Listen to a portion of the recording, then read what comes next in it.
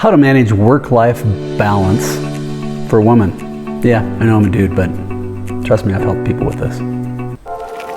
When we can live life on our terms, on a holistic level, taking into account not just our business lives, but also our health, all of our relationships, from friends, family, to our partners, the world changes.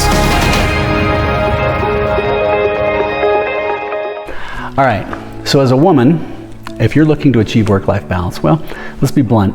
You have some unique challenges. The workplace hasn't necessarily been fair. I think things are transitioning, but it's not necessarily where it should be yet. And there's still some perceived, both a lot of times by the individual, but also by society, some expectations of how you're supposed to run the house at home as well. I have a bunch of friends that are living with this. And it is a massive challenge. And understanding, number one, that you can't do it all. So you're gonna have to figure out what are the things that you can do to say no.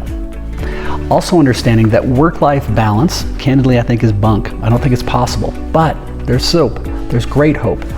I think a healthy work-life integration is 100% possible. So to start with, you need to define where you are. We have to define where is amazing look like, where do we want to go, but to start with, we need to do an assessment and understand where we are. So what you can do is you can go to our site, lifeon-yourterms.com, and at the site, go about halfway down, and there's a tool called the balance wheel. It's only going to take you about 6-7 minutes to do the exercise, and it's going to give you immediate results, a snapshot of where you are today. Now it's going to come up in 4 quadrants. The 4 quadrants are going to be your resources, your time, your talent, your treasure. The second is going to be your relationships, your friends, your family, and your partner or spouse. The third is going to be your professional, your environment, your compensation, and your job satisfaction. And the last is going to be your resources, your time, your talent, your treasure. And again, specifically for women, keep in mind, we so often are looking more at money and the comp and the titles and all that bullshit. It doesn't matter. It does. Don't get me wrong. I love having multiple homes and my BMWs and all that. But the point is that it's our time. Time is our most valuable asset. And universally, whenever I am coaching somebody, that is always the cornerstone of where we have challenges. So first off, when you go through, do this assessment. It's going to help you define where you are. Please don't get bluesed out. Get excited about the possibilities and some of the really positive things of where those areas are that you are doing well. Now, if you see areas that are not in great shape, fair enough. That's okay. It creates that awareness so that you can start to choose, how can I start to improve it? Now, so the next thing with this is, I don't know, this is a generalization, it's a little sexist, so please bear with me, but I think that women tend to beat themselves up so much more than men. And I don't think you have to. I know you don't. There's enough people out there that are going to beat us all up. So the more we can give ourselves the grace, the better it is. Part of that grace is going to be giving ourselves permission. And what I mean by this is you have to think about it from this perspective, whether it's your workspace, your family space, your partner space, those areas. You are the primary asset of those organizations. And as such, it's critical, absolutely critical, that you protect yourself. You have to protect the asset. Now, this doesn't mean that you just completely go off the rails and that's all you do, but you have to take time for yourself. Primary reason being, if you don't, you're not going to be the best you can be. And realistically, if you aren't sleeping well because you're letting everything else, because you're trying to get everything done, you're superwoman, well, you're probably not going to be making the best decisions. You may end up becoming a little bit more short. You may not be present. You're not maximizing who you could potentially be. So giving yourself the grace to say, you know what, screw it. Leave the damn dishes in the sink.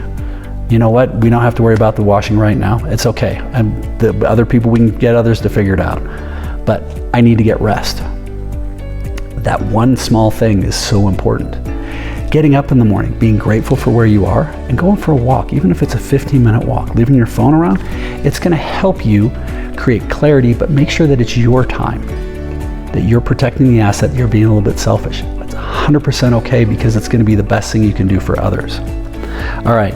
So once you've decided this, you've gone through, you've done the assessment, and you said, okay, here's a couple of maybe little things I can start doing. And we have a whole course, by the way, at lifeon-yourterms.com that you can go through. We've got coaches that can help you, and if you're interested in a coach, we offer a certification. But go through. But the next thing is start to visualize where you want to be.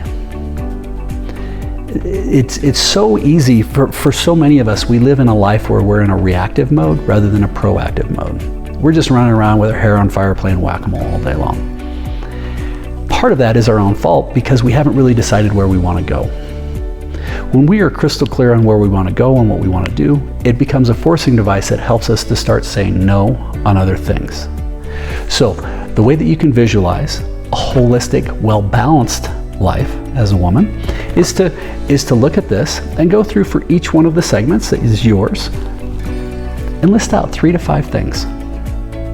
What would amazing look like for this in a year? What would amazing look like for my health? You know, I'm down 10 pounds and I did a half marathon and I'm sleeping like a log.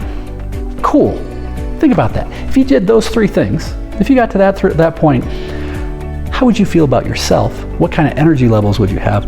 What would the impact be potentially on your children, your spouse, sex life, work life, all sorts of things? There's all sorts of benefits that come down that road. And it happens, but how can you transition from that reactive state to proactive? How can you start putting intentionality behind that? And if you do 3 to 5 points for each one of the segments of the wheel, shouldn't take you very long. You can do that. It's pretty easy. And again, if you want, the Life on Your Terms website, we have videos that go for each one of the slices of the pie, all the way through on how to start dreaming and visualizing and a whole bunch of other tools with that. So once you've done that, then you've created a clarity of where you want to be. Fantastic. Now here's a little time hack thing that I think is very, very helpful. When you do this, you're gonna be like, God, I want to do this, but Kluver, I don't have the time. Okay. Well, we all have the same amount of time.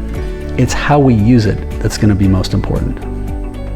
Now, there's studies out there that suggest that the idea of multitasking, total bunk, actually doesn't work at all.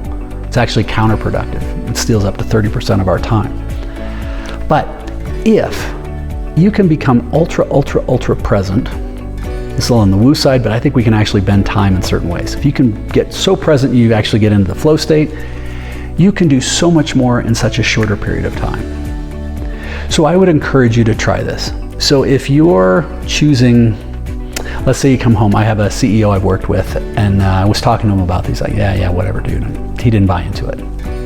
Until a couple days later, he was sitting there playing Unicorn Fun Time or something with one of his little girls at home, and he was searching through his phone, working at the same time because he was being there for his daughter. And his daughter, a young girl, called him out and said, Daddy, you should just go away because you like your phone better than me. That was like an arrow through this guy's heart, but he realized it. And he realized she was accurate. He could spend 2 hours kind of working, kind of checking the phone, kind of being there with his daughter, and do a half-assed job of all of it. So now he comes home, he puts his phone in a box, he sits on the floor and is 100% present for 15 minutes. You do that and anything becomes possible. And his daughter's fully engaged, it goes back, he's much more there. He's getting a lot more out of his time. So I think the number one gift we can give anyone right now, including ourselves, is to be 100% present. So if you can be present with your kids, with your partner, with your employees. Hell, if you do it with your employees, I teach this a lot. If you're 100% present, you look them in the eye, they look you back, you're gonna have to tell them once, maybe twice, instead of 19 times. And we all know what that's like. So it works the same with kids, with spouses, with things like that. So how can we be as present as we can with this? And that'll help. All right, the last thing is understanding that these small steps go a long way, but that no matter what, you can't do it all yourself. There's a statement that says, for giving, not forgiving, I'm like I forgive you, but for giving, I'm giving you something. For me to give, for that to be complete, I have to be willing to receive something in return. I have to be willing to have that help. So this may be where you start talking with a spouse and saying, hey, what opportunities do we have for here? Maybe you start recruiting some help with the kids. Maybe you start saying, you know what, I'm really not saving a lot of time with this. God, I can get, we have laundry service that comes and picks up our laundry for $30 a week. So we never have to touch the laundry. There's 2 hours, boom. We have people who clean the house. It's fantastic. It's much, much better for us to go, for me here in Colorado, to go for a hike, get my head on straight, think about those things in a different way. So what are those areas that for you, how can you be, for you who gives so much, how can you be willing to receive something else?